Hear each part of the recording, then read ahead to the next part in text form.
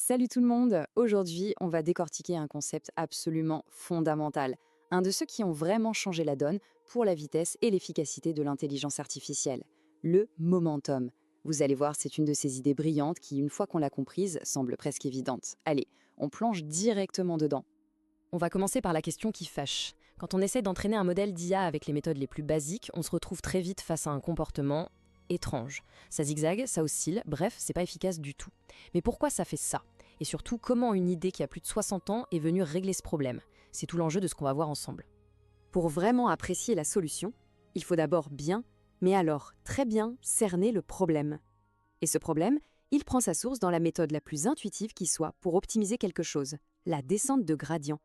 La descente de gradient, en gros, c'est l'idée la plus simple du monde. Pour trouver le point le plus bas dans une vallée, il suffit de regarder où la pente est la plus forte et de faire un pas dans cette direction. C'est la base de tout. Le truc, c'est que simple ne veut pas dire efficace, et c'est là que les choses se compliquent. Et voilà, cette citation met le doigt dessus. Le zigzag, ce n'est pas juste un bug ou une anomalie. C'est une faiblesse fondamentale de la méthode, un défaut qui devient flagrant quand on la confronte à la complexité des modèles d'IA qu'on utilise aujourd'hui. Cette analogie, elle est parfaite pour visualiser le truc. Imaginez la scène. Notre algorithme, c'est ce marcheur. Chaque pas qu'il fait, c'est un calcul. Et en suivant bêtement la pente la plus raide à chaque instant, il passe son temps à rebondir d'une paroi à l'autre de la ravine. Il perd un temps fou au lieu de descendre directement vers le fond. Bon, face à ce marcheur un peu inefficace, des chercheurs ont eu une idée géniale, directement inspirée de la physique. Et si, au lieu de faire un pas après l'autre, on donnait à notre algorithme une sorte d'élan, un peu comme si on faisait rouler une grosse boule lourde le long de la pente. Ces deux dates sont vraiment les moments clés de notre histoire. D'abord, 1964, Boris Poljak pose les fondations en pensant en termes de physique d'inertie. Et puis, presque 20 ans plus tard, en 1983, Yuri Nesterov va prendre cette idée et la rendre encore plus intelligente.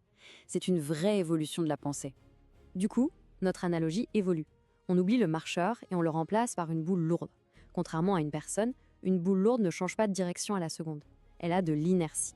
C'est cet élan, ce momentum accumulé, qui va lui permettre de couper à travers les zigzags, de lisser sa trajectoire et d'aller bien plus directement vers le point le plus bas. Alors, comment ça se traduit en maths? Pas de panique, c'est très intuitif. Regardez la première ligne, la formule de la vitesse. La nouvelle vitesse, vt plus 1, est en fait un mélange de deux choses. D'un côté, on a mu, vt, ça c'est la mémoire, c'est une partie de la vitesse précédente qui nous donne l'inertie, l'élan. Et de l'autre, on a moins epsilon, des gradients f de θ, qui est simplement la direction de la pente là où on se trouve. On combine l'élan du passé avec l'info du présent, et hop, on obtient une trajectoire bien plus stable et rapide. La boule lourde, c'était déjà une avancée énorme. Mais elle avait un petit défaut. Parfois, emportée par son élan, elle pouvait aller trop loin et dépasser sa cible. C'est là qu'intervient le coup de génie de Nesterov, une petite touche qui va rendre notre boule lourde beaucoup plus intelligente. C'est ça la question fondamentale que Nesterov s'est posée. C'est tout simple, mais ça change tout.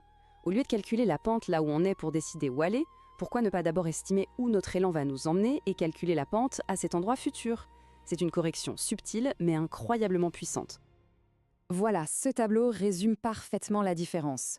Le momentum classique, on peut dire qu'il est réactif. Il calcule la pente là où il est, puis il bouge. Nesterov, lui, est proactif. Il utilise son élan pour anticiper sa prochaine position. Il regarde la pente à cet endroit et c'est seulement après qu'il corrige sa trajectoire finale. C'est cette anticipation qui fait toute la différence. Décortiquons un peu ce processus. C'est un peu comme si, avant de faire un grand pas, on se penchait en avant pour voir où on va atterrir. Si on voit que la pente remonte juste après, eh bien on peut freiner un peu à l'avance. C'est cette capacité à se corriger avant même de faire le pas final qui rend la méthode de Nesterov si efficace pour éviter de dépasser le minimum et d'osciller. Et l'impact de ce petit changement est juste énorme.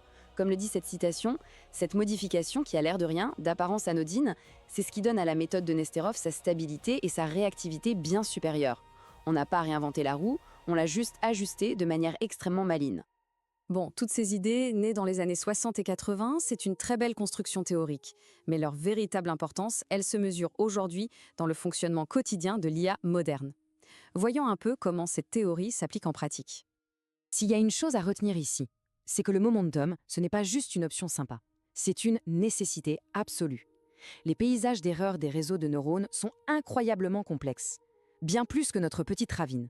Pensez à des chaînes de montagnes, avec des vallées partout, des plateaux, des cols.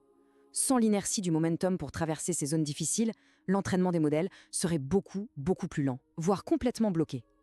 Et ce ne sont pas juste des paroles en l'air. Cette citation vient d'un article de recherche qui fait autorité dans le domaine.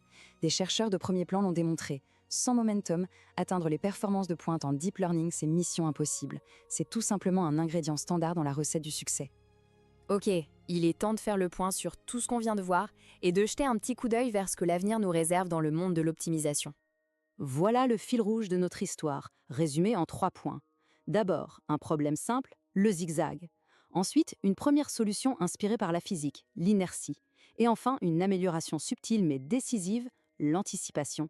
C'est cette progression logique qui a abouti aux optimiseurs qu'on utilise tous les jours dans nos frameworks préférés. Mais attention, l'histoire ne s'arrête pas en 1983. La recherche continue, bien sûr.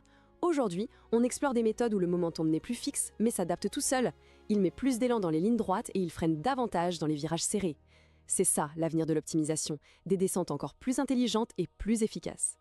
Et on va terminer sur cette question qui, je trouve, est fascinante. Après 60 ans de règne d'une idée aussi fondamentale, on peut se demander ce qui va venir après. Est-ce que la prochaine révolution sera une simple amélioration, un peu comme le passage de Polyak à Nesterov, ou est-ce que ce sera quelque chose de complètement différent? C'est ça qui rend ce domaine de recherche absolument passionnant. Merci d'avoir suivi et à très bientôt.